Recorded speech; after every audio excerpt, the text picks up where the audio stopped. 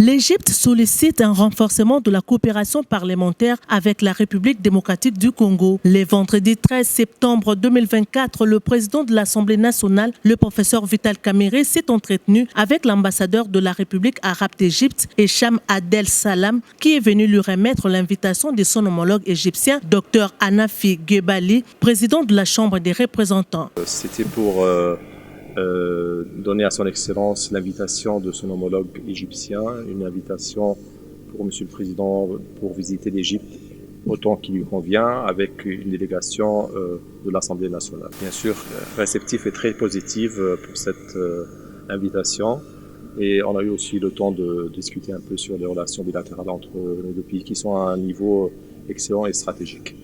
Dans cette correspondance, la Chambre des représentants du pays des pharaons motive son invitation par la nature des liens étroits entre les deux pays, caractérisés par la diversité des domaines de coopération qui nécessitent un enrichissement des visions des questions d'intérêt commun. J'ai l'honneur de vous inviter à visiter l'Égypte et la Chambre des représentants afin de discuter des moyens de renforcer les relations bilatérales entre les deux pays frères, notamment au niveau parlementaire. Nous sommes confiants que cette visite donnera un nouvel élan aux excellentes relations entre la RDC et l'Égypte dans l'intérêt de deux peuples amis, a précisé Hanafi Gebali, président de la Chambre des représentants égyptiens, dans sa correspondance. Réagissant au message de son homologue égyptien, le professeur Vital Kamerhe a donné son accord pour une visite dans les tout prochains jours au Caire. Poursuivant son échange avec l'ambassadeur Hicham Adel Salam, Vital Kamerhe a montré l'intérêt majeur qu'il y a dans les renforcements de la coopération bilatérale entre les deux pays. L'ambassadeur égyptien a rappelé au speaker de la Chambre basse du Parlement que plusieurs projets bilatéraux sont en attente d'implémentation, notamment dans les domaines de l'énergie propre et renouvelable, des infrastructures, recherche scientifique, transport dans la rénovation du chemin de fer Kinshasa-Matadi et la réhabilitation de quelques aéroports du pays.